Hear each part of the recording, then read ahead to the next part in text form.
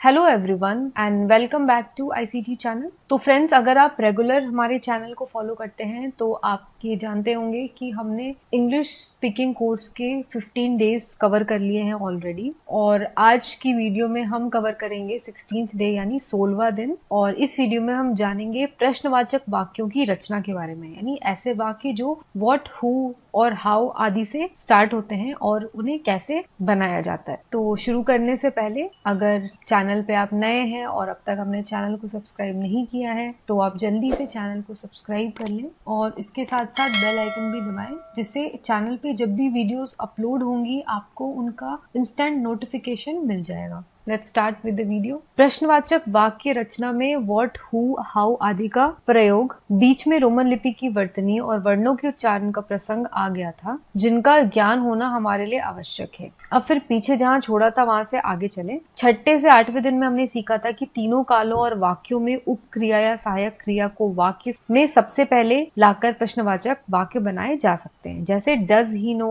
Was Gopal reading, will you play आदि। अब हम यहाँ इतना और जोड़ना चाहते हैं कि जब इन्हीं प्रश्नवाचक वाक्यों के शुरू में what, who, how, which, when, where या व्हाई आदि लगते हैं तो ये वाक्य व्यापक अर्थ देने लगते हैं। इसे आप पहले एक एक करके और फिर मिले जुले रूप में 16वें से 8वें दिन के कोर्स में पाएंगे। तो चलिए अभ्यास करते हैं। तो हमने पिछले सेशन में, यानी जो हमारी वीडियो थी 6 से 8वें दिन की, उसमें हमने पढ़ा था कि जो क्रिया होता है, जैसे जो सहायक क्रिया होता है, जैसे डज हो गया, वॉज हो गया, विल हो गया, तो इसको हम वाक्य के शुरुआत में ला करके कैसे वाक्य बना सकते हैं ये हमने सीखा था। तो आज हम इसके अलावा इसके आगे जानेंगे कि हम was, how, which, who, where, why आदि का प्रयोग करके वाक्य कैसे बना सकते हैं। और इसी के साथ साथ हम आगे की वीडियोस में, यानी 17वें दिन 18वें दिन वाली वीडियो में भी हम आगे पढ़ेंगे इनके बारे में। तो यहाँ पे 2 कॉलम आपको दिए गए हैं। तो पहले हम व्हाट वाले वाक्यों को देखेंगे। तो पहला प्रश्न है, एग्जाम्पल आपको यहाँ पे दिए गए हैं, कुछ एग्जाम्पल के लिए सेंटेंसेस दिए गए हैं, यानी प्रश्न दिए गए हैं और उसके उत्तर दिए गए हैं। तो इन प्रश्नों के, इन एग्जाम्पल्स के आधार पे ही, इसकी सहायता से ही हम ये जानेंगे, हम ये सीखेंगे कि व्हाट का प्रयोग करके हम प्रश्नवाचक वाक्य कैसे बना सकते हैं। तो पहला है, तुम क्या चाहते हो,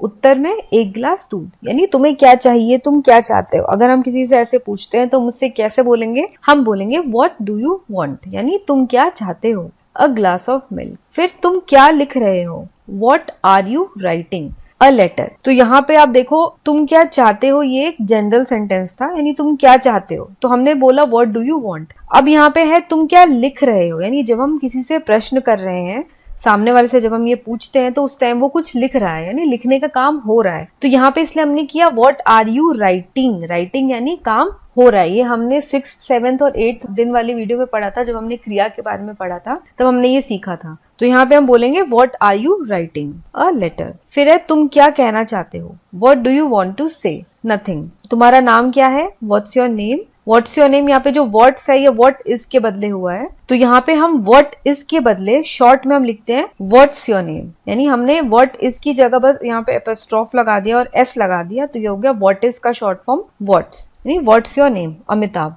तुम्हारे पिताजी क्या काम करते हैं, what's your father, he is an editor. तुम्हारी माताजी क्या करती हैं, what is your mother, she is a housewife. तुम इन दोनों क्या कर रही हो, what are you doing these days, इन दोनों यानी दीज डेज। तो उसका सेंटेंस बन जाएगा what are you doing these days. What यानी क्या, व्हाट का जो हम अगर शाब्दिक मीनिंग, शाब्दिक अर्थ निकालें तो व्हाट का मीनिंग ज्यादातर हर एक सेंटेंस में आता है क्या। तुम क्या चाहते हो, तुम क्या कर रहे हो, तुम क्या करोगे, तुम आजकल क्या कर रहे हो, तो क्या का ही अर्थ हमें व्हाट से मिलता है। तुमने आगरा में क्या देखा, यानी what have you seen in Agra. तो ये जो क्या वाला है ये सबसे पहले आ जाता है, जिसको हम व्हाट बोलते हैं। फिर हम लिखेंगे what have you seen in Agra, the Taj Mahal. What did you write to your father, यानी तुमने पिताजी को क्या लिखा, about my result. What was she doing in Mumbai. अब यहाँ पे व्हाट है, व्हाट का मतलब होता है क्या, तो मुंबई में वो क्या कर रही थी, she was teaching in primary school, वो प्राइमरी स्कूल में पढ़ा रही थी। What do you intend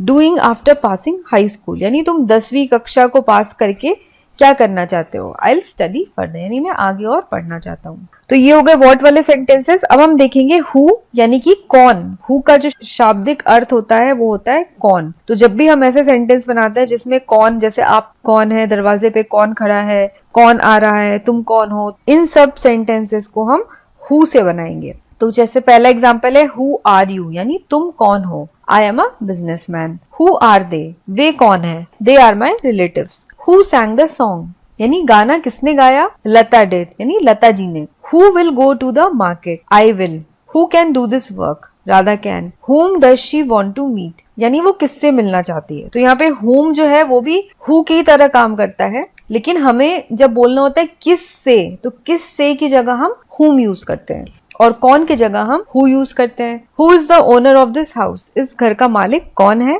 My father। अब हम देखेंगे how से शुरू होने वाले sentences. How does he go to the school, वो स्कूल कैसे जाता है। By bus।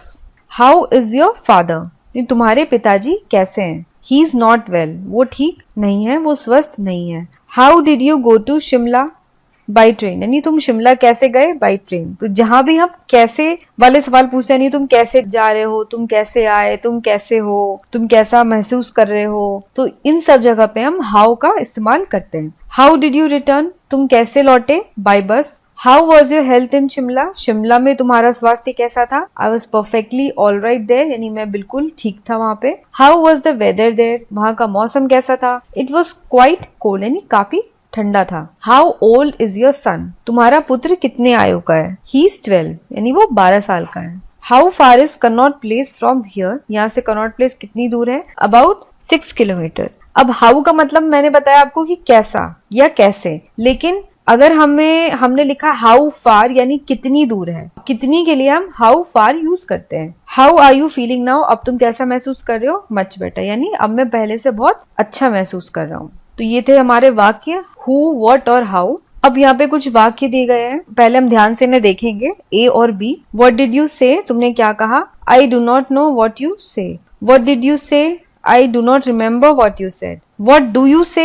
I do not know what you say. What did you say? I do not remember what you said. What had you said? I do not remember what you had said. What is this? Tell me what this is. What was that? Tell me what that was. A वाले वाक्य प्रश्न सूचक हैं, B वाले सीधे हैं। प्रश्नवाचक वाक्यों को सामान्य वाक्य में बदलने के लिए पहला एक क्या है, सक्रियाएं यानी डू डिड आदि हट जाती है और इन सामान्य क्रियाओं का प्रयोग होता है। जैसे व्हाट डू यू से का यू से और व्हाट डिड यू से का व्हाट यू सेड। तो जब हम प्रश्नवाचक वाक्यों को सामान्य वाक्यों में बदलते हैं तो क्या होता है, जो सहक्रियाएं होती हैं यानी डू डिड, ये सहक्रियाएं हट जाती हैं और इनकी जगह क्या होता है, सामान्य क्रियाओं का ही प्रयोग होता है। जैसे यहाँ पे था व्हाट डू यू से, तो यहाँ पे हमने डू हटा दिया। व्हाट डू यू से का हो गया यू से, और व्हाट डिड यू से जो ये वाला था इसमें हमने डिड हटा दिया और ये हो गया व्हाट यू सेड। अब दूसरा क्या है, प्रश्न सूचक वाक्यों में सहायक क्रिया यानी इज, वॉज, हैड आदि हो तो वो क्रिया ऑब्जेक्ट के बाद चली जाती है। तो अगर इसमें इज, वॉज, हैड हो तो ऑब्जेक्ट यानी आई हो या शी हो या मी हो या यू हो, तो ये जो ऑब्जेक्ट होता है इसके बाद ये आ जाती है।